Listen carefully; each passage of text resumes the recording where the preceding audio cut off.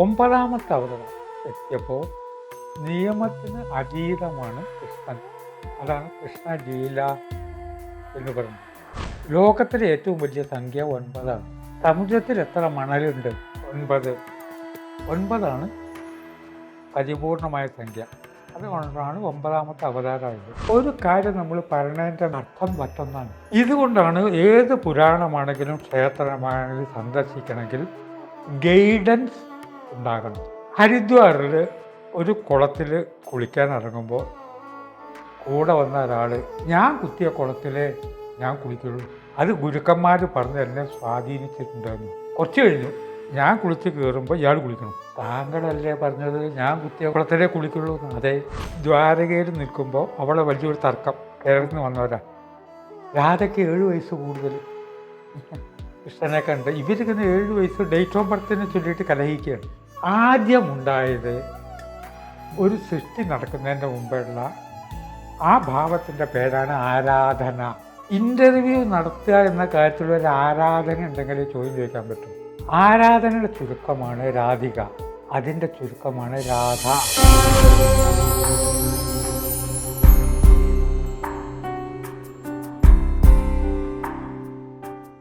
മോക്ഷ journey to the self, അവനവനിലേക്കുള്ള യാത്ര എന്നത് ആത്മീയമായ യാത്രയാണ്. എന്നാൽ യഥാർത്ഥത്തിൽ എന്താണ് ആത്മീയമായ യാത്ര?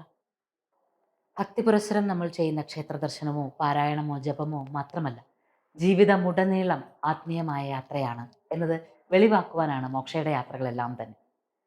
യഥാർത്ഥത്തിൽ നമ്മുടെ കർമ്മങ്ങളെല്ലാം ആത്മീയമായ ഉണർവിനെ, ഊർജത്തിനെ അന്വേഷിച്ചു തരുന്നു എന്നുള്ളത് നമ്മളുടെ കണ്ടെത്തലുകളുമാണ്. എന്നാൽ ഈ കണ്ടെത്തലുകളെ നമുക്ക്, ആ കണ്ടെത്തലുകൾക്ക് അത് സത്യമാണ് എന്ന് തെളിയിക്കാൻ പറ്റുന്ന വ്യക്തിത്വങ്ങളുണ്ടെങ്കിലും തീർച്ചയായിട്ടും അത്തരം ഒരു വ്യക്തിത്വത്തെ പരിചയപ്പെടുത്തുവാൻ പോവുകയാണ്. അദ്ദേഹത്തെ പരിചയപ്പെടുത്തുമ്പോൾ ആദ്യം തന്നെ ഒന്ന് പറയട്ടെ, പുറമേ നിൽക്കുന്ന ഒരാളെന്നല്ല, മോക്ഷയുടെ ഈ കാലം വരെയുമുള്ള യാത്രകൾ, കഴിഞ്ഞ 20 വർഷമായിട്ടുള്ള ഈ ആത്മീയ അന്വേഷണ യാത്രകളിൽ സഹയാത്രികനായിരുന്നു എന്ന് പറയുന്നതിനേക്കാൾ ഒരുപടി മുന്നേ നടന്നയാൾ അല്ലെങ്കിൽ വഴികാട്ടിയായാൾ എന്ന് പറയാവുന്ന ഒരു വിശിഷ്ട വ്യക്തിത്വം. ഒരു പക്ഷേ മറ്റൊരു പരിചയപ്പെടുത്തലും ആവശ്യമില്ലാത്ത തരത്തിൽ ആത്മീയമായ കാര്യങ്ങളിൽ മാത്രമല്ല, ജീവിതത്തിന്റെ സമസ്ത മേഖലകളിലും കഴിവ് തെളിയിച്ച ഒരു എഴുത്തുകാരനെ, കലാകാരനെ, സച്ചിന്താഗതിക്കാരനെ, ഒരു ആചാര്യനെയൊക്കെയാണ് ഇന്ന് പരിചയപ്പെടുത്താൻ പോകുന്നത്. പയ്യനാട്ട് രവീന്ദ്രനാഥ് എന്ന് PR നാഥൻ.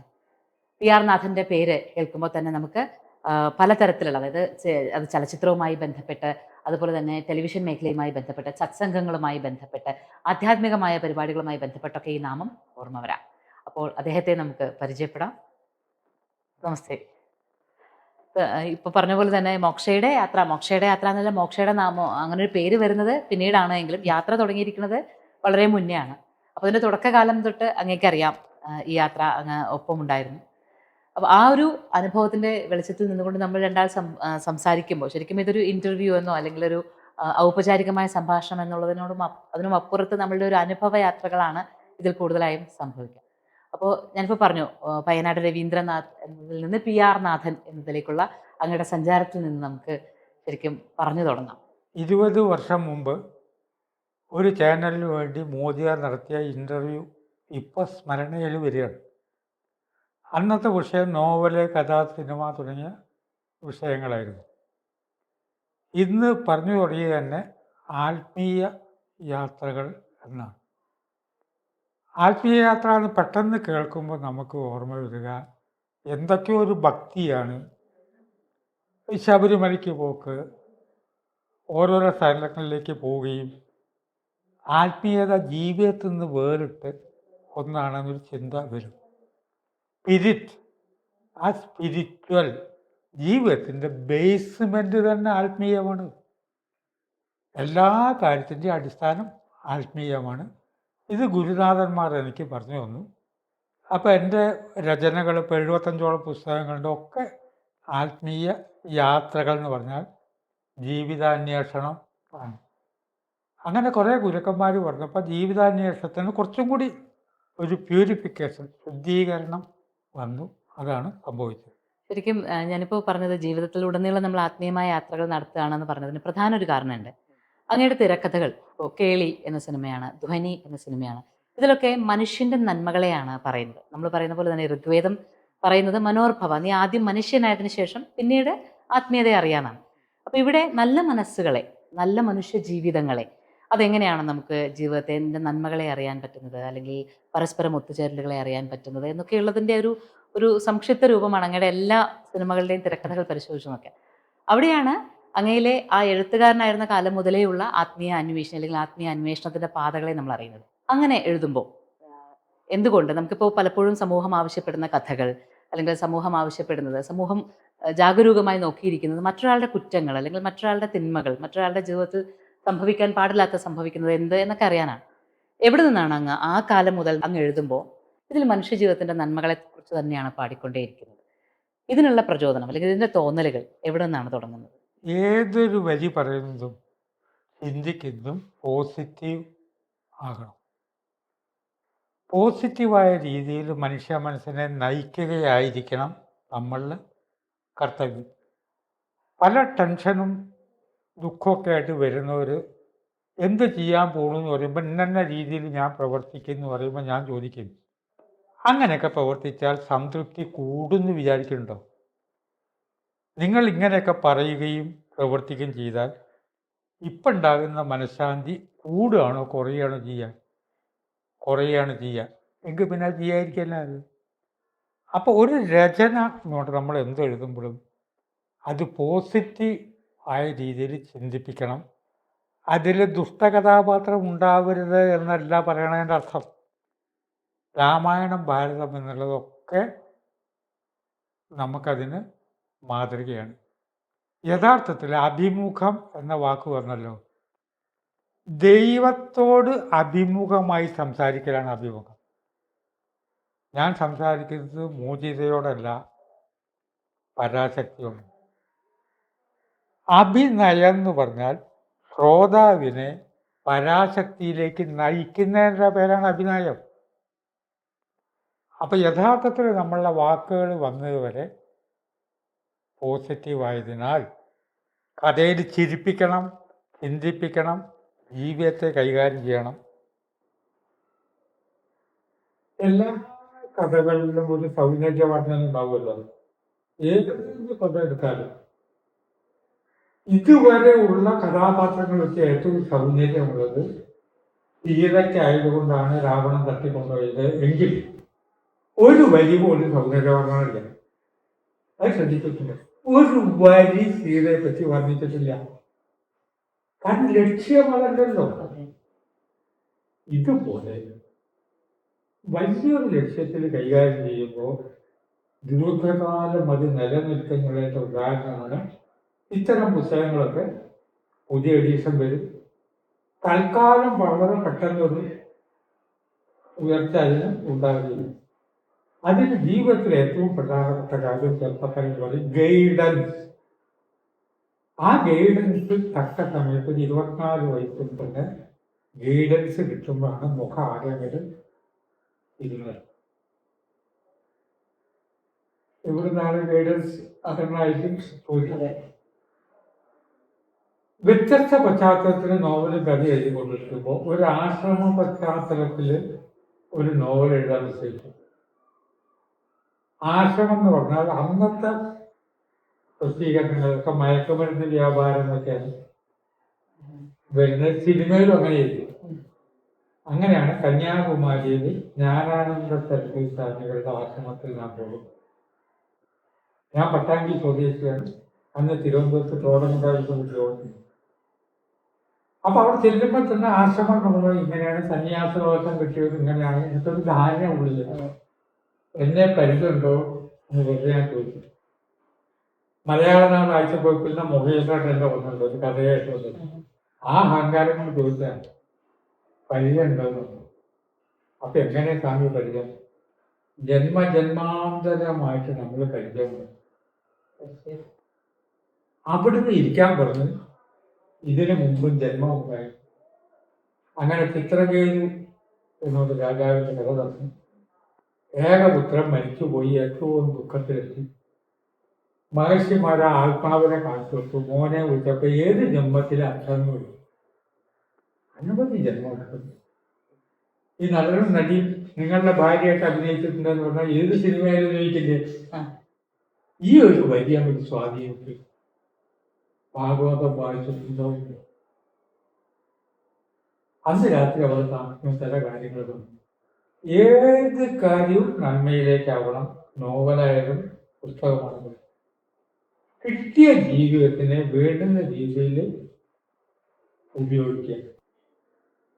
അപ്പൊ ഞങ്ങൾക്ക് എന്താണ് ഇപ്പൊ നമുക്ക് കിട്ടിയ കാര്യങ്ങൾ എന്തൊക്കെയാണ്, അതിനെ വേണ്ടുന്ന രീതിയിലാണ് ഉപയോഗിച്ചാലോ. ജീവിതം എന്ന് പറഞ്ഞാൽ ഒരു ചീട്ട് കളിയാണ്. ചീട്ട് കളിക്ക് ചീട്ട് എല്ലാവർക്കും കൊടുത്തു കഴിഞ്ഞാൽ എനിക്ക് 5 ചീട്ട് കിട്ടിയില്ല. ആ പ്രധാന ചീട്ട് മോചിതര കയ്യിലാണ്. ഈ ചീട്ട് ഇന്ത്യയിലില്ല, മറ്റവരുടെ കയ്യിൽ. ഇങ്ങനെ ഞാൻ കളിയിൽ തോൽക്കും. ഈ 5 ചീട്ട് വെച്ച് കളിയിൽ ജയിക്കണം. ഇതുപോലെ നമുക്ക് കിട്ടിയ ഘടകങ്ങളൊന്നും മാറ്റാൻ പറ്റില്ല. അച്ഛനെ മാറ്റാൻ പറ്റില്ല, അമ്മയെ മാറ്റാൻ പറ്റില്ല, പ്രദേശം മാറ്റാൻ പറ്റില്ല.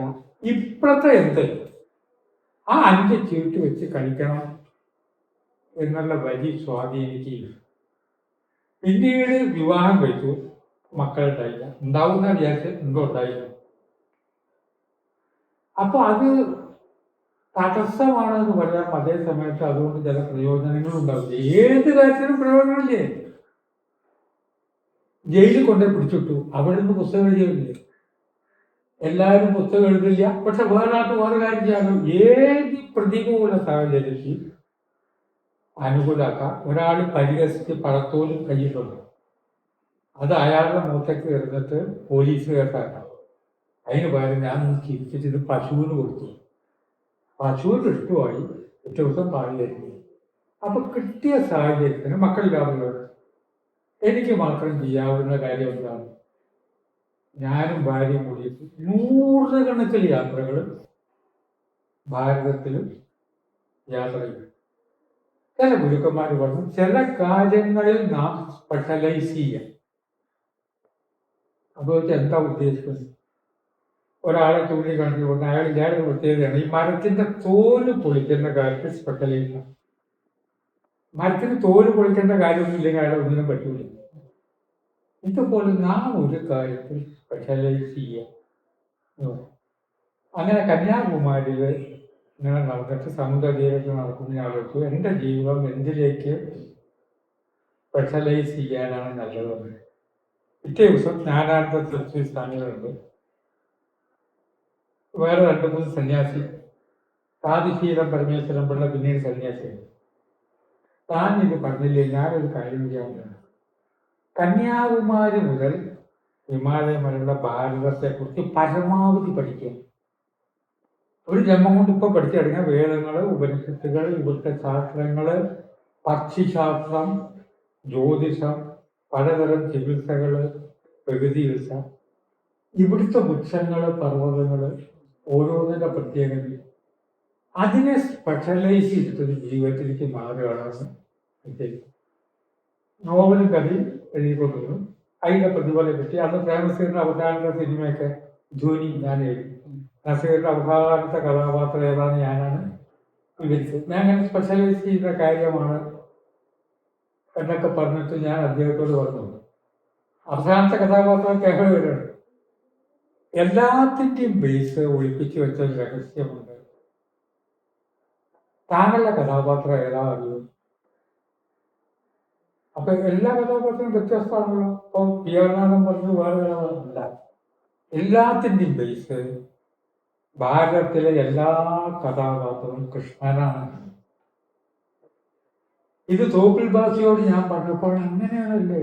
പുതിയാനായ അമ്മാവൻ ജമ്മി, അമ്മാവനോട് അയൽക്കാരിക്കസം, മരുമകൻ വിപ്ലവകാരി നേതാവ്, പാട്ടുപാടും, പ്രണയിക്കും, സംഘനൃത്തത്തിൽ പങ്കെടുക്കും, യുദ്ധം ചെയ്യും, ഫിലോസഫി പറയും. ഇത് കൃഷ്ണനല്ലേ? ശരിയാണല്ലോ. നസീർ സാറ് മാത്രമല്ല, NT രാമറാവു, MGR, ഇവരൊക്കെ കഥാപാത്രത്തിന്റെ ബേസ് നായകൻ പ്രണയിക്കും, പാട്ടുപാടും, സംഘനൃത്തം ചെയ്യും, ഫിലോസഫി പറയുകയും ചെയ്യും.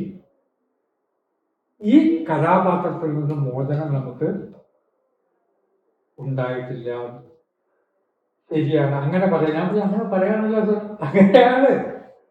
ഒരു കഥ എഴുതുമ്പോഴല്ലേ നായകൻ. ഇപ്പം മാറ്റം അത്യാവശ്യം വന്നിരുന്നാലും ഭാരതത്തിലെ നായകന് കൃഷ്ണനിൽ നിന്ന് മോചനം ഉണ്ടായിട്ടില്ല. അങ്ങനെയാണ് യാത്രകൾ ഇത് ഞാനും ബൈക്കും കൂടിയാണ് പോയത്.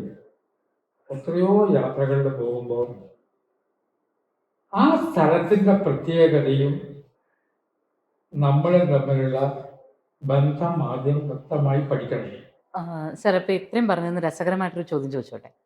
കൃഷ്ണന് മുന്നെയാണ് രാമന്റെ കാലം. എന്തുകൊണ്ടായിരിക്കും നമുക്ക് കൃഷ്ണനിൽ നിന്നാണ് നായക സങ്കല്പങ്ങൾ ഉണ്ടായി വരുന്നത് എന്നങ്ങ് പറഞ്ഞല്ലോ. ശരിയാണ്, ആലോചിച്ച് നോക്കിയാൽ മിക്കവാറും എല്ലാ കഥാപാത്രങ്ങളിലും ഒരു കൃഷ്ണ സ്വാധീനമുണ്ട്. എല്ലാം ഏത് തരത്തിലായാലും ഒരു കൃഷ്ണ സ്വാധീനമുണ്ട് തന്നെ. എന്തുകൊണ്ടായിരിക്കും അത് രാമസ്വാധീനമാകാതെ പോയത് എന്നങ്ങ് വിചാരിക്കുന്നത്? രാമന്റെ കഥയും കൃഷ്ണന്റെ കഥയും സൂക്ഷ്മമായി ചിന്തിച്ചാൽ ഒന്ന് തന്നെയാണ്. അതെ. അപ്പോൾ ദശാവതാരങ്ങളിലെ പരിപൂർണത എന്ന് പറയുന്നത് കൃഷ്ണനാണ്. നിയമത്തിന് അതീതമാവാതെ അധീനമായി ജീവിച്ച ആളാണ് രാമൻ. 9ാമത്തെ അവതാരം എത്തിയപ്പോൾ നിയമത്തിന് അതീതമാണ് കൃഷ്ണൻ. അതാണ് കൃഷ്ണ ലീല എന്ന് പറയുന്നത്. ലോകത്തിലെ ഏറ്റവും വലിയ സംഖ്യ 9 ആണ്. സമുദ്രത്തിൽ എത്ര മണലുണ്ട്? 9. 9 പരിപൂർണമായ സംഖ്യ. അതുകൊണ്ടാണ് 9ാമത്തെ അവതാരമായത്. സൂക്ഷ്മത്തിൽ ചിന്തിച്ചാൽ എല്ലാ കഥകളും ഒന്നാണ്. ഒരു കവി പറഞ്ഞു, ഉപ്പ് എങ്ങനെ മുളക് പോലെ. ഉപ്പ് മുളക് പോലെ എന്ന് പരീക്ഷയ്ക്ക് ആൻസർ എഴുതിയാൽ ശരിയാവില്ല. ഫൈനൽ എലിമെൻ്റ് രണ്ടിൻ്റെ ഒക്കറ്റിൻ്റെ ഒന്നാണ്. അതുപോലെ ജീവാത്മാവും പരമാത്മാവും കൂടി ചേരൽ, ആ ചേരലും പിരിയലുമാണ് കൃഷ്ണൻ്റെ കഥ. രാമൻ്റെ കഥയും ബേസ് അത് തന്നെയാണ്. വളരെ വിസ്തരിച്ച് വരുമ്പോൾ അതിൻ്റെ രസം കിട്ടും. രണ്ടും ഒന്ന് തന്നെയാണ് നല്ലത്. അപ്പോൾ രാമൻ്റെയും രുക്മിണി കൃഷ്ണൻ ഇതേ കഥ തന്നെയാണ് രാമനും സീതയും. ചിലപ്പോൾ പൊതുവിൽ പറഞ്ഞു വരുന്നത് പരബ്രഹ്മ സ്വരൂപത്തിൽ നിന്ന് നമ്മൾ മായയുടെ മറയാൽ ഈശ്വര സ്വരൂപങ്ങളിലേക്ക് പല രൂപങ്ങളിലേക്ക് വരുന്നു എന്ന് പറയുന്ന അതേ തത്വം തന്നെ നമ്മൾ കൃഷ്ണനെ കൂടുതൽ പഠിച്ചാൽ, അല്ലെങ്കിൽ രാമനെ കൂടുതൽ പഠിച്ചാൽ, അല്ലെങ്കിൽ എല്ലാ പുരാണങ്ങളിലെയും കഥാപാത്രങ്ങളെ കൂടുതൽ പഠിച്ചാൽ എല്ലാം ഒന്ന് എന്ന സത്യത്തിലേക്ക് വരും എന്നുള്ള ഒരു പരമമായ സത്യത്തെയാണ്. കൃഷ്ണന്റെ കഥയായപ്പോൾ രുക്മിണി സ്വയംവരം എന്നായിട്ട് മാറി. കൃഷ്ണന്റെ ദ്വാരകയിൽ നിൽക്കുമ്പോൾ അവളെ വലിയൊരു തർക്കം. കേരളത്തിൽ നിന്ന് വന്നവരാ. രാധയ്ക്ക് 7 വയസ്സ് കൂടുതൽ കൃഷ്ണനെ കണ്ട് ഇവരിങ്ങനെ 7 വയസ്സ് ഡേറ്റ് ഓഫ് ബർത്തിനെ ചൊല്ലിയിട്ട് കലഹിക്കുകയാണ്. അപ്പം എൻ്റെ അടുത്ത് വന്നു, സാർ 7 വയസ്സല്ലേ? ഞാൻ അപ്പം ഇയാളോട് പറഞ്ഞേക്കാണ്, രാധയ്ക്ക് 7 വയസ്സ് കൂടുതൽ പ്രായമുണ്ട്. അപ്പം ഞാൻ അവരോടൊന്നും പറഞ്ഞില്ല. അങ്ങനെയുണ്ട്, അങ്ങനെ പറയാറുണ്ട് എന്ന് പറഞ്ഞു. ഒന്നാമതൊരു കാര്യം വ്യക്തമാക്കണം, കുറേ നേരം പറയണേ. അതെ. ആദ്യമുണ്ടായത് ഒരു സൃഷ്ടി നടക്കുന്നതിൻ്റെ മുമ്പുള്ള ആ ഭാവത്തിൻ്റെ പേരാണ് ആരാധന. ഇൻ്റർവ്യൂ നടത്തുക എന്ന കാര്യത്തിലൊരു ആരാധന ഉണ്ടെങ്കിലേ ചോദ്യം ചോദിക്കാൻ പറ്റും. മറുപടി പറയുക എന്ന സൃഷ്ടിയിലൊരു ആരാധന ഉണ്ടാകണം. അപ്പോൾ ഏത് കാര്യവും സൃഷ്ടി നടക്കുന്നതിന് മുമ്പേ ആരാധന വേണം. ആരാധനയുടെ ചുരുക്കമാണ് രാധിക, അതിൻ്റെ ചുരുക്കമാണ് രാധ. അതിന് ശേഷമാണ് കൃഷ്ണൻ ഉണ്ടായത്. ആരാധനയ്ക്ക് ശേഷം എന്നുള്ളതാണ് രാധയ്ക്ക് പ്രായ കൂടുതൽ എന്ന് പറയാൻ കാരണം. അപ്പോൾ ഒരു കാര്യം നമ്മൾ പറയുന്നതിൻ്റെ മീനിങ് മുഴുവൻ അതിൻ്റെ അർത്ഥം മറ്റൊന്നാണ്.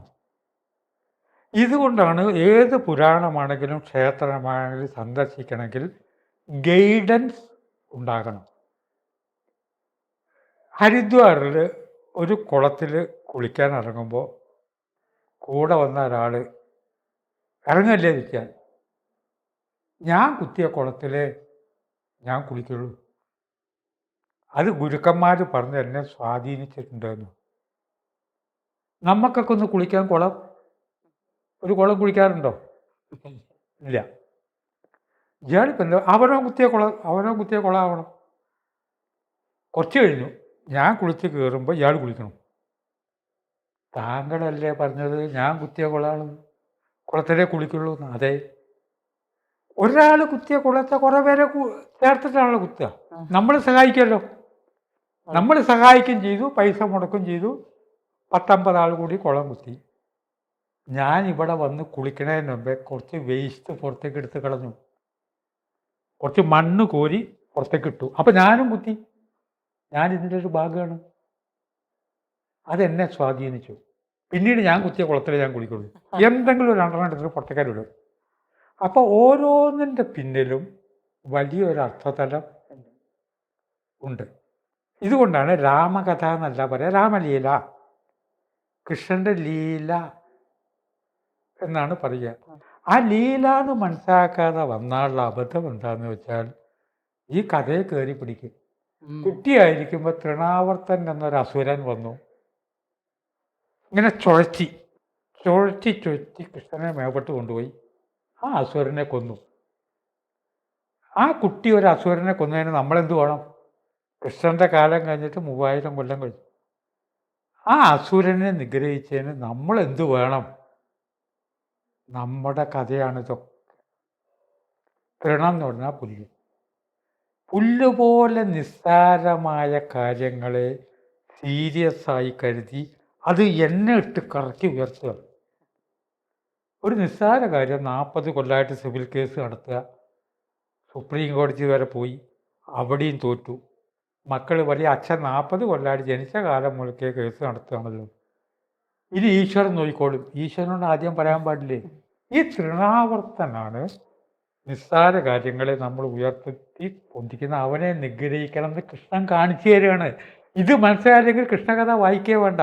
ഇത് കേസിൽ മാത്രമല്ലല്ലോ, നമ്മളല്ലാതെ ജീവിതത്തിലും ചെറിയ ചെറിയ ചിന്തകൾ എടുത്ത് കൃഷ്ണൻ മോഷ്ടിച്ചിട്ടില്ല. നിങ്ങൾ എന്നെ കള്ളെന്ന് വിളിച്ചോളൂ എന്ന് പറഞ്ഞു കൃഷ്ണൻ. അവനവന്റെ സാധനം എടുത്താൽ മോഷ്ടിക്കലല്ല. ഇത് ചിന്തിച്ചില്ലെങ്കിൽ കൃഷ്ണൻ മോഷ്ടിച്ചു പറയും. കൃഷ്ണൻ മോഷ്ടിച്ച് അവനൊരു സാധനമല്ല. ഇങ്ങനെ ഓരോന്നിൻ്റെ പിന്നിലും ഉള്ള ഒരു രഹസ്യം അറിയുമ്പോഴാണ് ജീവിതത്തിനെ ആസ്വദിക്കാനായിട്ട് കഴിയുക. സാധാരണഗതിയിൽ പോസിറ്റീവ് വൈബ്രേഷനുള്ള സ്ഥലം അങ്ങനെ ഉണ്ടോ? അങ്ങനെയാണെങ്കിൽ ഈ തീർത്ഥാടന കേന്ദ്രങ്ങളിൽ കണ്ണില്ലാത്തവർ, നിത്യരോഗികൾ, അവിടെ കൊലപാതകങ്ങൾ നടക്കുന്നു, പുണ്യസ്ഥലങ്ങളിലൊക്കെ നടക്കുന്നില്ലേ? പിന്നെ എങ്ങനെ ചിലവർക്ക് മാത്രം പുണ്യസ്ഥലമാകുന്നത്? അത് നമ്മൾ തയ്യാറാകുന്നത്. ആ ചിലവർക്ക് മാത്രം പുണ്യസ്ഥലമാകുന്നതിൻ്റെ കാരണം ഒന്നുകൂടി പറഞ്ഞാൽ, ടെലിവിഷനിൽ നിന്ന് ഇന്ന ദൃശ്യങ്ങൾ ഞാൻ കണ്ടു എന്ന് ഞാൻ പറയുമ്പോൾ അതിനകത്ത് താമസിക്കുന്ന കൂറയും പാറ്റയൊക്കെ എന്താ പറയുക അറിയോ? ഞങ്ങൾ താമസിക്കുന്ന ഇതിനകത്താണ്, ഞങ്ങൾ ഇതിനകത്ത് ഒരു വിಚಾരം കണ്ടിട്ടില്ല. അവർ പറയില്ലേ? അവരോട്, ആ കൂറകളോട് പറയണം, റിമോട്ട് കൺട്രോൾ പ്രവർത്തിക്കുന്നത് എങ്ങനെയാണെന്ന് മനസ്സിലാക്കി ആ റിമോട്ട് കൺട്രോൾ പ്രവർത്തിക്കുമ്പോൾ അതിന് പിക്ചർ കിട്ടും. ഇതുപോലെ നമ്മുടെ മനസ്സാകുന്ന റിമോട്ട് കൺട്രോളിൽ അവിടുത്തെ തപസ്സുമായിട്ട് നമ്മൾ ചേരുമ്പോഴാണ് സ്ഥലം പോസിറ്റീവ് ആകുന്നത്. രമണ മഹർഷി കുറച്ചു കാലം പോയിരുന്ന രമണാശ്രമത്തിൽ ഞാൻ ആദ്യമേ പോയിട്ടുണ്ട്, ഇന്ന് ഈ ഫേമസ് ആവുന്നതിന് മുമ്പ്. അദ്ദേഹത്തിൻ്റെ ശിഷ്യന്മാരില്ല അദ്ദേഹത്തിന്. കുഞ്ചുസ്വാമി ആണ് പറഞ്ഞത്. കുഞ്ചുസ്വാമി പറഞ്ഞു, ശിഷ്യനെന്നല്ല, എന്നെ വിളിക്കുക കഴുതയെന്നാ വിളിക്കുക എന്ന് കുഞ്ചുസ്വാമി എന്നോട് പറഞ്ഞു. അന്നേ അദ്ദേഹത്തിന് 90 വയസ്സുണ്ട്, ഇപ്പം ഇല്ല. അപ്പം ആ തപസ് അവിടെ ബലിക്കുന്നതിനെ അതുമായിട്ട് ഐഡൻറ്റിഫൈ ചെയ്യുന്നവർക്ക് മാത്രമാണ് അത് തീർത്ഥാടന കേന്ദ്രമായിട്ട് മാറുക. അല്ലാത്തൊരു സംബന്ധിച്ച് അതൊരു സ്ഥലമാണ്. പഞ്ചഭൂതങ്ങളെ 5 രീതിയിൽ ശിവശക്തിയെ കൈകാര്യം ചെയ്ത് 5 ക്ഷേത്രങ്ങൾ തന്നെയുണ്ട്. ആ ക്ഷേത്രങ്ങളിൽ പോയിട്ട് ഇത് അഗ്നിയുടെ സ്ഥലമാണ്, അഗ്നി എങ്ങനെയാണ് പ്രവർത്തിക്കുന്നത് എന്നാലോചിക്കുമ്പോൾ വളരെ വ്യത്യാസം വരും. ഇക്കാരണം കൊണ്ട് തന്നെ ഈ കന്യാകുമാരി മുതൽ ഹിമാലയം വരെയുള്ള പുസ്തകം എഴുതി കഴിഞ്ഞിട്ട് എല്ലാ സ്ഥലത്തും ഞാൻ കണ്ടിട്ടുണ്ട്. കൊല്ലം ശബരിമലയ്ക്ക് പോക്ക് ഇല്ലാതിരിക്കാനുള്ള കാരണമുണ്ട്. കട്ടി സബ്ജക്റ്റാണത്. ഒരു ജന്മം മുഴുവൻ പഠിക്കാണ്ട് കുണ്ടലിനി ശക്തി ഓരോ പടിയായിട്ട് ഉയർത്തുന്നതിനെക്കുറിച്ച് മണികണ്ഠകുമാരൻ ഉണ്ടാക്കിയ ഒരു സിലബസാണ്. അപ്പം അതിലേക്ക് നമ്മൾ ചേരുക എന്ന് പറഞ്ഞാൽ വളരെ വഴികൂട്ടിയാണ്.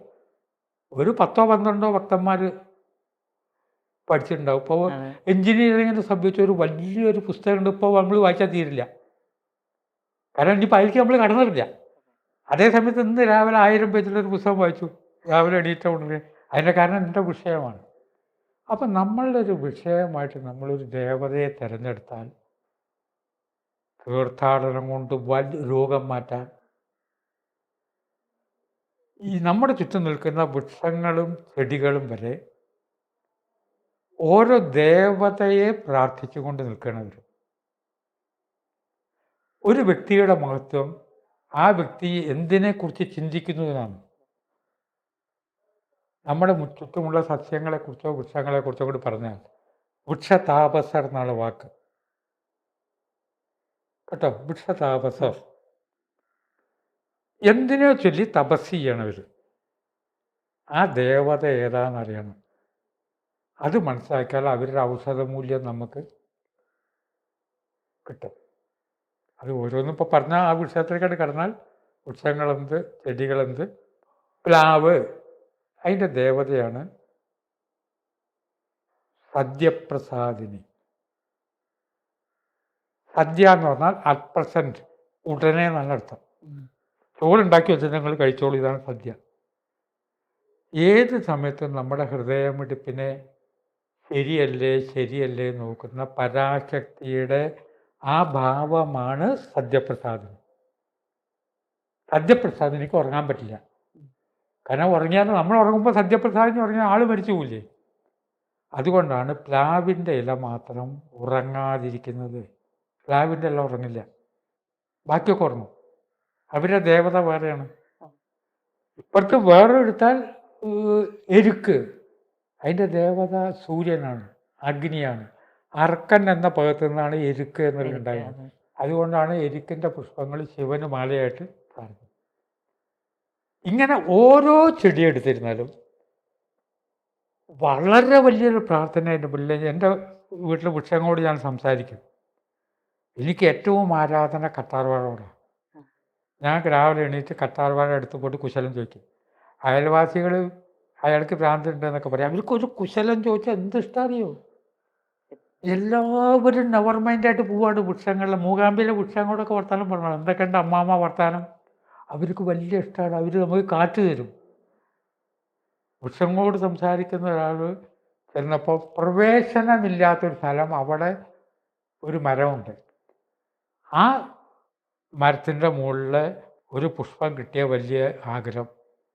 പ്രവേശനമില്ല. ഇയാൾ അവിടുന്ന് പോന്നിട്ട് ബസ് കയറിയിരുന്നു. ഒരു കാറ്റ് വന്നു.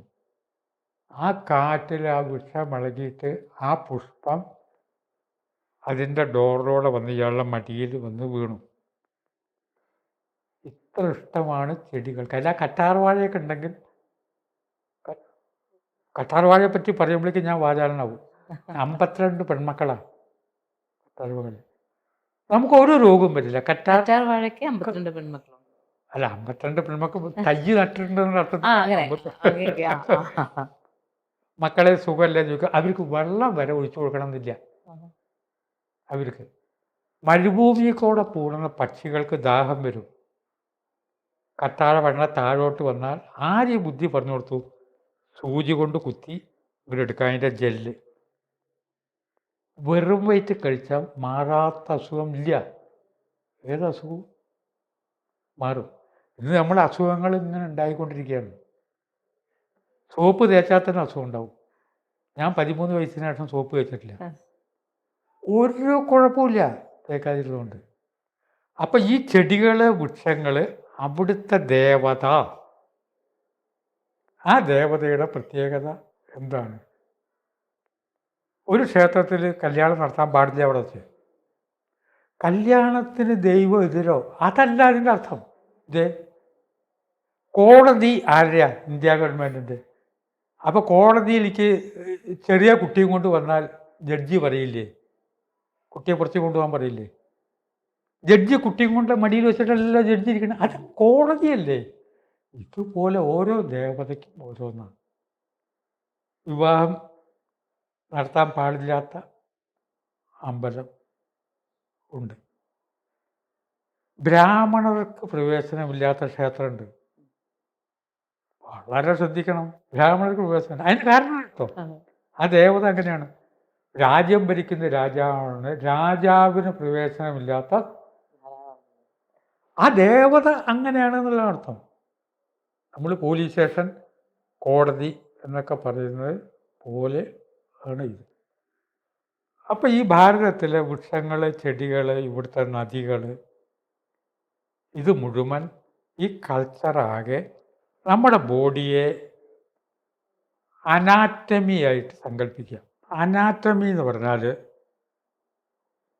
മനുഷ്യൻ്റെ തല ഒരു റൗണ്ട്, കീപ്പിട്ട് ഒരു വര, രണ്ട് കാലും വരച്ചാൽ ഏത് കുട്ടിക്കും അറിയാം അത് മനുഷ്യനാണ്. ഒരു റൗണ്ട് തല, ഉടൽ. ഇതേപോലെ ജംബുദ്വീപം എന്ന് പറയുന്ന ഭാരതം ഒരു മനുഷ്യനാണ്. ജംബുദ്വീപം എന്നാണ് പേര് കേട്ടോ. ഭാരതം എന്നുള്ളത് പിന്നെയാണ് വരുന്നത്. അതിൽ വേറെ പല രാജ്യങ്ങളും കാര്യങ്ങളൊക്കെ വരും. ശ്രീരാമൻ കല്യാണം കഴിച്ചാൽ ഇപ്പം ആലോചിച്ചാൽ വിദേശത്തു നിന്നാണ്. അതിൽ ആ ജംബുദ്വീപത്തിൻ്റെ ശിരസ്, ഉടൽ. ആ ശിരസ് എന്ന് പറഞ്ഞാൽ നമ്മുടെ മസ്തിഷ്കത്തിന് രണ്ട് ഭാഗങ്ങളുണ്ട്. ഇടത് ഭാഗ മസ്തിഷ്കവും വലത് ഭാഗ മസ്തിഷ്കം. അത് തല വെട്ടിപ്പൊളിച്ചാൽ ചിലപ്പോൾ കാണാൻ കഴിഞ്ഞോളണം എന്നില്ല. മസ്തിഷ്കത്തിന് രണ്ട് ഭാഗങ്ങളുണ്ട്. ഇടത് മസ്തിഷ്കത്തിലാണ് യുക്തിചിന്ത, ഇടത് മസ്തിഷ്കത്തിൽ. വലത് മസ്തിഷ്കത്തിലാണ് കവിത്വം, ക്രിയേറ്റിവിറ്റി, ഇതൊക്കെ. അപ്പോൾ സംസാരിക്കണ എൻ്റെ ക്രിയേറ്റിവിറ്റി എന്ന് പറഞ്ഞൊരു സ്രോതസ്സാണ്. എനിക്ക് പറയുന്നതിലാ ശ്രദ്ധ. ഇടത് മസ്തിഷ്കമാണ് എത്ര മിനിറ്റായി, എവിടെ വെച്ച് നിർത്തണം, ഇതൊക്കെ ഇടത് മസ്തിഷ്കം. ജീവിതത്തിൽ നമ്മുടെ രണ്ട് മസ്തിഷ്കം പ്രവർത്തിക്കുന്നുണ്ട്, ഇടതും വലതും. അപ്പോൾ വലത് മസ്തിഷ്കത്തിലാണ് ക്രിയേറ്റിവിറ്റി, ഈശ്വരവിശ്വാസം. വലത് മസ്തിഷ്കം സങ്കല്പിക്കുന്നതൊക്കെ പ്രാവർത്തികമാവും. ഇടത് മസ്തിഷ്കമാണ് നമ്മുടെ സ്വത്ത്, ടൈം, ഇതൊക്കെ ഇടത് മസ്തിഷ്കം. ഇടത് മസ്തിഷ്കത്തിൻ്റെ പ്രവർത്തനത്തെ പാർവതി എന്നും, പവർ, പാർവതി എന്നും, മറ്റേതിനെ ശിവൻ എന്നും വിളിച്ചു. ഇത് മനസ്സിലാക്കിക്കൊണ്ട് വേണം ശിവൻ്റെ ഏത് കഥ വായിക്കാനും. ഈ മസ്തിഷ്കത്തിൻ്റെ പ്രവർത്തനത്തിനെ കഥാരൂപത്തിലാക്കി. ശിവനും പാർവതിയും കൂടി ഇടയ്ക്കിടയ്ക്ക് പിണങ്ങും. ഇവർ തല്ലും പിരിയൊക്കെ ചെയ്യുമ്പോൾ പലരും എന്നോട് പറഞ്ഞത്, ഞാനൊരു വേദിയിൽ തന്നെ ഒരു വലിയ പണ്ഡിതൻ പറഞ്ഞു, അങ്ങനെ നമ്മൾ പറഞ്ഞുണ്ടാക്കരുത്.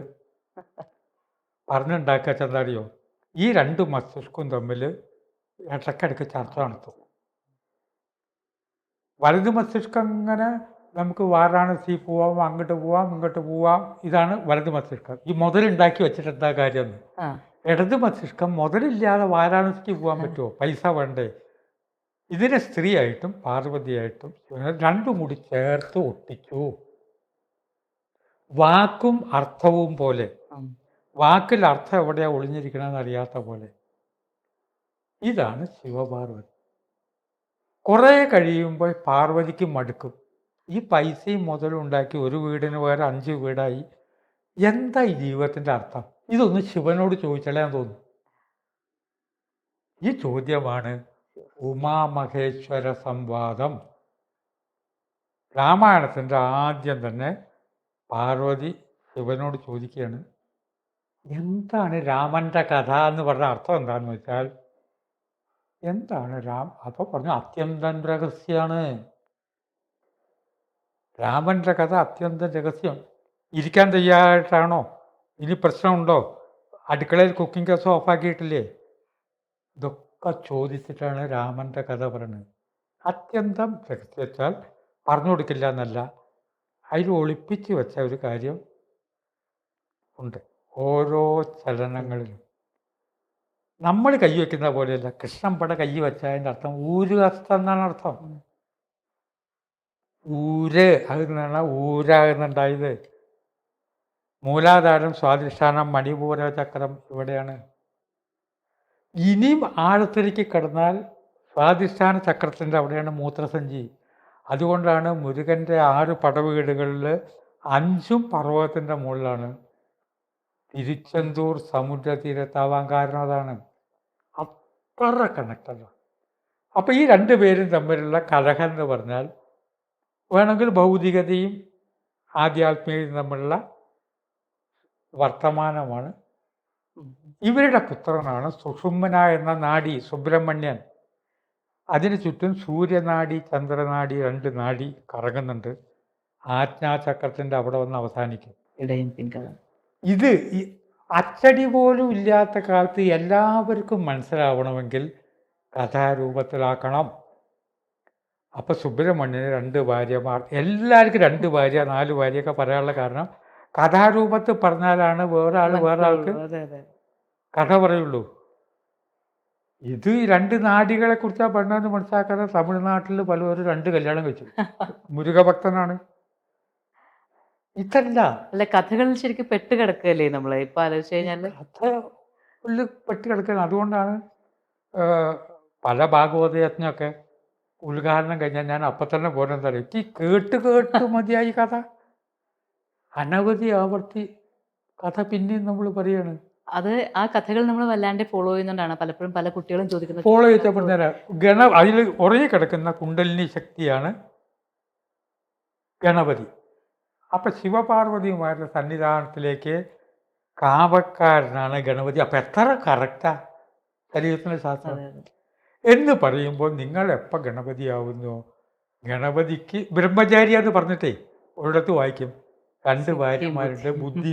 അത് വേണ്ടേ? അപ്പം ഇങ്ങനത്തെവർക്ക് ബുദ്ധി ഉണ്ടാവും, സിദ്ധി ഉണ്ടാവും പറഞ്ഞത്. അതെ അതെ അപ്പം എല്ലാവർക്കും മനസ്സിലാക്കാൻ കഥാരൂപത്തിലാക്കുമ്പോൾ നമ്മൾ ഈ കഥയുടെ പിറകെ മാത്രം മോക്ഷയുടെ യാത്രകളിൽ വരുന്നവരോടെല്ലാം എപ്പോഴും നമ്മളിങ്ങനെ പറയുന്നൊരു കാര്യമുണ്ട്. കാരണം ഐതിഹ്യങ്ങൾ എന്ന് പറയുന്നത് നമ്മൾക്ക് കുറച്ചുകൂടി കാര്യങ്ങൾ മനസ്സിലാക്കാൻ വേണ്ടിയിട്ട് പൂർവികർ, ബുദ്ധിയുള്ള പൂർവികർ നമുക്ക് പറഞ്ഞു തന്നാണ്. അതിലേക്ക് പെടരുത്, അതിന്റെ പിന്നിലെ തത്വങ്ങളിലേക്ക് പോകും. ഇപ്പൊ അങ്ങ് പറഞ്ഞ പോലെ ഈ തത്വങ്ങളിലേക്ക് പോയാലേ ഉള്ളൂ ഓരോ ഭാര്യമാരും. ഇപ്പൊ നമ്മൾ ശിവന്റെ ഭാര്യ ശക്തി എന്ന് പറഞ്ഞാലും ബ്രഹ്മാവിന്റെ ഭാര്യ സരസ്വതി എന്ന് പറഞ്ഞാലും നമ്മൾ എടുക്കുന്നത് ഭാര്യ ഭർത്തൃ ബന്ധവും അതുമായി ബന്ധപ്പെട്ട കഥകളുമാണ്. എന്നാൽ ഇത് ഈക്വലി ബാലൻസ് ചെയ്ത് നിൽക്കേണ്ടുന്ന 2 എനർജിയാണ് എന്നും ശിവന് പ്രവർത്തിക്കണമെങ്കിൽ ശക്തി ഉണ്ടാവണം എന്ന് പറയുന്നതിന് പിന്നിലെ കാരണം എന്താണെന്നൊക്കെ മനസ്സിലാക്കണമെങ്കിൽ ഈ ഫിലോസഫി നമ്മൾ മനസ്സിലാക്കണം. ഈ അച്ഛൻ കുട്ടിയെടുത്ത് നടക്കുമ്പോൾ ഓട്ടോറിക്ഷ വരികയാണ്. അപ്പോൾ ഈ കുട്ടി അച്ഛനോട് ചോദിക്കാൻ ഞാൻ അടുത്തുണ്ട്, ബസ്സിൻ്റെ കുട്ടി അച്ഛ ഓട്ടോറിക്ഷ? അച്ഛൻ ആന്ന് പറഞ്ഞു. ആ കുട്ടിക്ക് അത് പറഞ്ഞാലേ മനസ്സിലാവുള്ളൂ. അതെ ബസ്സിൻ്റെ കുട്ടിയാന്ന് പറഞ്ഞു. ഇതേപോലെയല്ലേ എല്ലാ കാര്യവും. അതെ, ആ അച്ഛൻ്റെ മാതിരിയല്ലേ. നമുക്ക് വളരെ വലിയൊരു കാര്യത്തെ പറയണമെങ്കിൽ ഒരു പിക്ചറിൻ്റെ രൂപത്തിലോ കഥാരൂപത്തിലോ ആക്കാതെ നിവർത്തി ഇല്ല ഇല്ല ഇല്ല. തന്ത്രശാസ്ത്രത്തിൻ്റെ ഏറ്റവും വലിയ രഹസ്യമുണ്ട്. രഹസ്യം എന്ന് പറഞ്ഞാൽ പറഞ്ഞു കൊടുക്കാത്തതെന്നല്ല, കുറച്ചുകാർ ഇരുന്ന് കേൾക്കേണ്ടതെന്ന്. ആ രഹസ്യം അങ്ങോട്ട് പറഞ്ഞിട്ട് അങ്ങനെ വരുമ്പോൾ അതാണ് സീതയെ ഉപേക്ഷിച്ച കഥ. ശരിയാണല്ലോ. അത് ഒരു 3/4 മണിക്കൂർ വേണ്ടി വരും അത് പറഞ്ഞെങ്കിൽ. ശരിയാണ്. അതിന് പകരം സീത ഉപേക്ഷിച്ചെന്ന് മാത്രം കേട്ടാലോ പലതും നമുക്ക് പറയാം. പലതും പറയാൻ പറ്റും.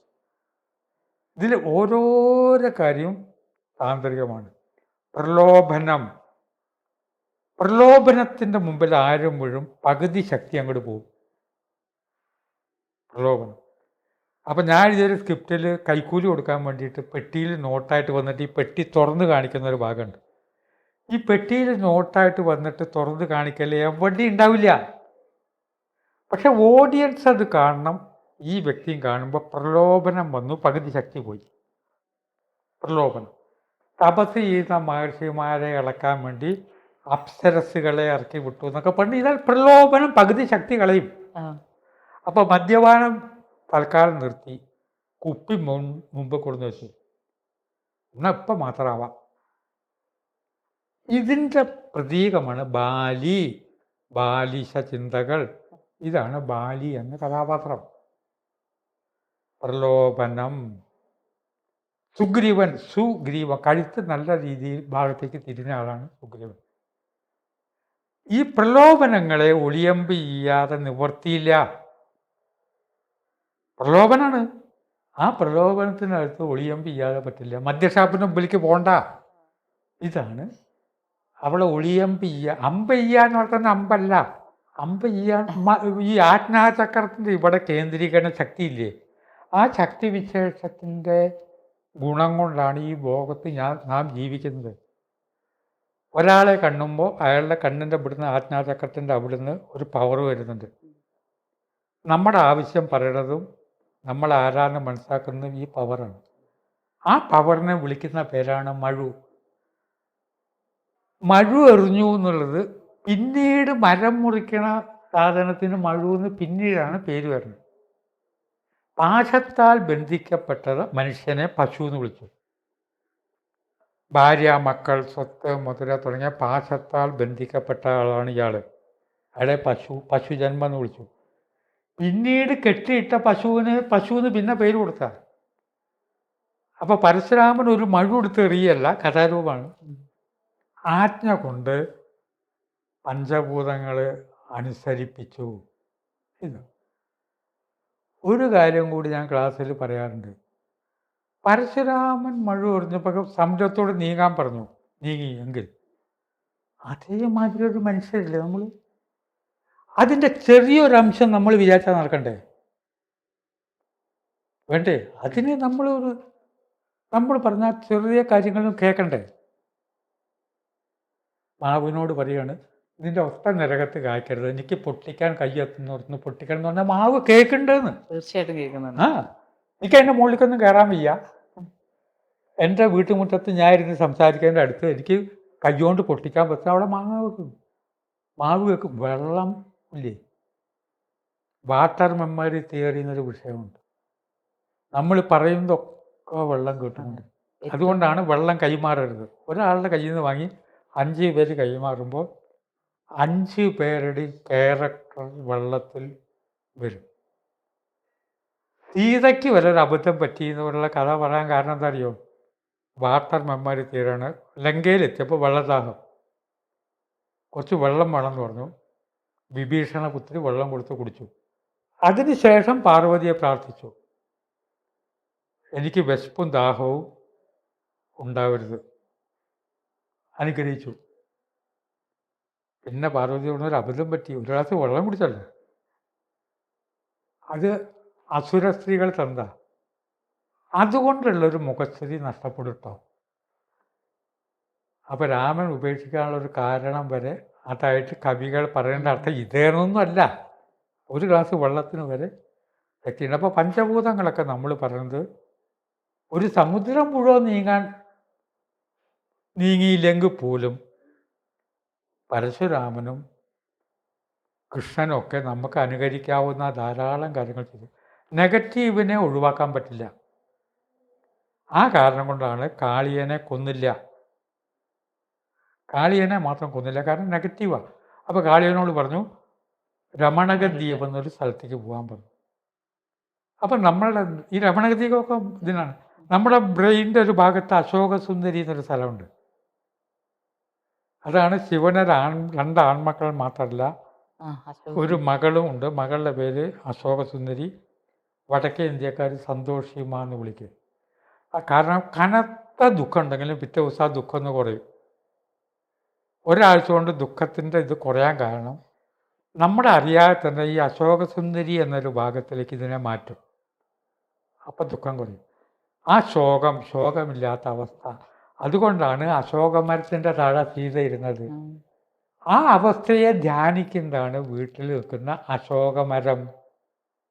ഈ കാരണം കൊണ്ടാണ് അശോകം മുറിക്കരുത് എന്ന് പറഞ്ഞത്. അപ്പോൾ മരം മുറിക്കൽ, മരം ഏതിനെ പ്രാർത്ഥിക്കുന്നു? രാവണൻ വരെ മരണത്തിൻ്റെ തലേ ദിവസം ഞാൻ അത്ര വലിയ തെറ്റവും ചെയ്തിട്ടില്ലല്ലോ. രാവണൻ വലിയ തെറ്റവും ചെയ്തിട്ടില്ല.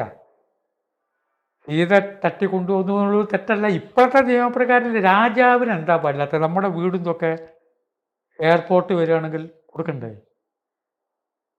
മാത്രമല്ല, മഹാലക്ഷ്മിയെ തൻ്റെ വീട്ടിൽ കുടിയിരുത്താനല്ലേ നമ്മളൊക്കെ പഠിക്കണത്. നമ്മളെന്തിനാ എഡ്യൂക്കേഷൻ എന്ന് പറഞ്ഞാൽ എന്താണ്? മഹാലക്ഷ്മി എൻ്റെ വീട്ടിൽ അവിടെ ഇരിക്കണം. ഇതാണ് സീതയെ തട്ടിക്കൊണ്ടുവന്നതിൻ്റെ.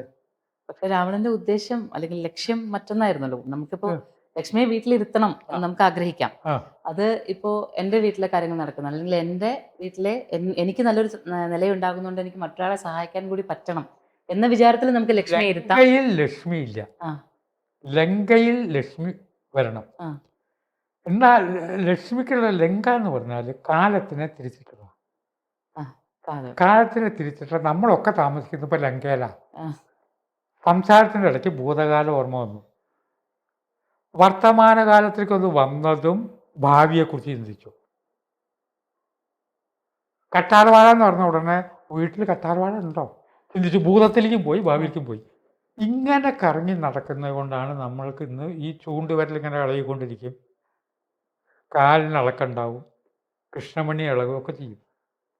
ഈ ലങ്കയിലേക്ക് രാവണൻ എഡ്യൂക്കേഷൻ എന്ന് പറഞ്ഞാൽ പഠിച്ചത് എന്തിനാ? ലക്ഷ്മി ഇവിടെ സ്കോപ്പ് എടുത്താൽ മതി. സീത എന്ന് പറയുന്നത് സ്കോപ്പാണ് എന്ന് പറയുന്നത്. സീതയെ തന്നെയാണ് നമ്മൾ ശുദ്ധവിദ്യ എന്നുള്ള അങ്ങനെ ഒരു പ്രതീകത്തിലേക്ക് നമ്മൾ പ്രതിഷ്ഠിക്കാറുണ്ട്. രണ്ടും ഒന്ന് തന്നെയാണ് അന്വേഷിച്ചത്. എന്നാൽ പലപ്പോഴും ഇത് കേട്ടിരിക്കുന്ന പലർക്കും ഇതങ്ങോട്ട് ഉൾക്കൊള്ളാൻ ഒരല്പം ബുദ്ധിമുട്ട്. സീത എന്ന് പറയുന്നത് സ്കോപ്പ് മാത്രമാണോ, അല്ലെങ്കിൽ സ്കോപ്പ് എന്ന് പറഞ്ഞ് നമുക്ക് സീതയെ ഒതുക്കാൻ പറ്റുമോ എന്നൊക്കെ ചോദിക്കുന്നുണ്ട്. അപ്പോൾ അങ്ങ് നേരത്തെ പറഞ്ഞ പോലെ തന്നെ ഒരു ചിത്രത്തിൽ നിന്ന് തുടങ്ങി പിന്നീടാണ് നമ്മൾ അതിന്റെ ആഴമേറിയ അർത്ഥത്തിലേക്ക് പോകുന്നത്. ജ്ഞാതം അജ്ഞാതാത് പ്രതി, അതായത് നമുക്ക് അറിയുന്നൊരു കാര്യത്തിൽ നിന്ന് അറിഞ്ഞുകൂടാത്തൊരു കാര്യത്തിലേക്ക് നമ്മൾ സഞ്ചരിക്കുന്നതിനെയാണ് നമ്മളുടെ അന്വേഷണ യാത്ര അല്ലെങ്കിൽ നമ്മുടെ സ്പിരിച്വൽ ജേർണി എന്ന് പറയുന്നത് തന്നെ അതാണ്. അപ്പൊ ഈ സ്കോപ്പ് എന്ന വാക്ക് എടുക്കുകയാണെങ്കിൽ സീതയെ സ്കോപ്പ് എന്ന് പറയുന്നത് ഏതൊക്കെ തലത്തിലാണ്? അവിടെ നിന്ന് പിന്നീട് നമുക്ക് എത്ര സഞ്ചരിക്കാനുണ്ട് സീതയിലേക്ക്? വിദ്യ സീത എന്നൊരു വാക്ക് പറഞ്ഞു, ഒരു കുഴപ്പമില്ല. പിന്നെ രാമായണം തിരിച്ചും മറിച്ചും എങ്ങനെയൊക്കെ പറഞ്ഞാലും ഇതിന് മാറ്റം ഉണ്ടാവരുത്. കുറച്ചെടുത്തുമ്പോ സീത ഇന്നേന്റെ പ്രതീകമാണ് അങ്ങനെ പറയരുത്. ബാലിശ മനസ്സാണ് ബാലി എന്ന് ഞാൻ പറഞ്ഞതിന് ശേഷം കുറെ കഴിഞ്ഞിട്ട് അത് മാറരുത്. അങ്ങനെ മാറേണ്ട കാര്യമില്ല. ഓ, ലക്ഷ്യപ്രാപ്തി, അത് നിന്നാണ്ട് ലക്ഷ്മി എന്നുള്ള പദം നിന്ന് ലക്ഷ്യത്തിൽ നമ്മെ എത്തിക്കാനുള്ള എനർജി ലക്ഷ്മി, ഇതാണ് ലക്ഷ്മി. അപ്പൊ തൽക്കാല സ്കോപ്പിനൊരു വാക്ക് ചെറുപ്പക്കാർ പറഞ്ഞൊരു വാക്ക് ഞാൻ പറഞ്ഞേ ഉള്ളൂ. അതാണ് ലക്ഷ്മി. അത് വേണം. അതിനുള്ള എഡ്യൂക്കേഷനാണ് രാവണന് കിട്ടിയത്. അത് തന്നെയാണ് രാമനും കിട്ടുന്നത് അല്ലെ, സീതയെ അന്വേഷിച്ചു പോകുന്നതിൽ നിന്ന്. രാമൻ സീതയെ അന്വേഷിച്ച് പോകുന്നത് ഇതിലറിഞ്ഞുകൊണ്ടൊരു ലീലയാണല്ലോ. ശരിക്ക് രാമനിൽ നിന്ന് വാക്കിനെയും അർത്ഥത്തെയും വേർതിരിക്കാൻ പറ്റില്ല എന്ന് പറഞ്ഞ മാതിരി ഈ ലക്ഷ്യസ്ഥാനത്ത് എത്തിക്കുന്ന ലക്ഷ്മിയെ പിരിക്കാൻ പറ്റില്ല. ഇത് അഗ്നി പറഞ്ഞു. ഇപ്പൊ രാവണ നിഗ്രഹമാണല്ലോ ലക്ഷ്യം. സീത ആർക്കും തട്ടിക്കൊണ്ടുപോകാൻ പറ്റും ലക്ഷ്മിയെ. അപ്പോഴാണ് അഗ്നി സ്വീകരിച്ച് മായാസീതയാണല്ലോ കൊണ്ടുപോയി. ഇതൊക്കെ രാമൻ അറിഞ്ഞൂടെ? സീത അഗ്നിയിലിരിക്കുകയാണ്. സീതയെ കണ്ടോ എന്നും ഉച്ചങ്ങളോടൊക്കെ ചോദിച്ചുകൊണ്ട് നടന്നു. ഇതാണ് രാമലീല എന്ന് പറയുന്നത്. ആത്യന്തികമായിട്ട് രാവണന്റെ ആഗ്രഹത്തെയും പൂർത്തീകരിക്കേണ്ട ബാധ്യത രാമനുണ്ട്.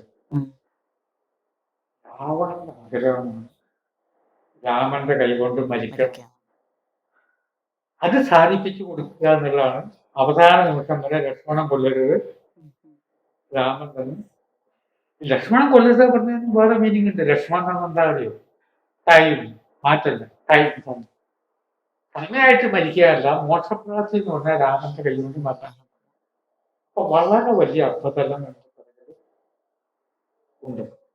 ആ അർത്ഥങ്ങളെ കുറിച്ച് നമ്മൾ എങ്ങനെയൊക്കെ തിരിച്ചും മറിച്ചും വന്നാലും അത് കറക്റ്റാണ്. ഇനി എന്ത് എഡ്യൂക്കേഷനാണ് കിട്ടിയത് ഈ ലക്ഷ്മിയെ തട്ടിക്കൊണ്ടുവരാൻ?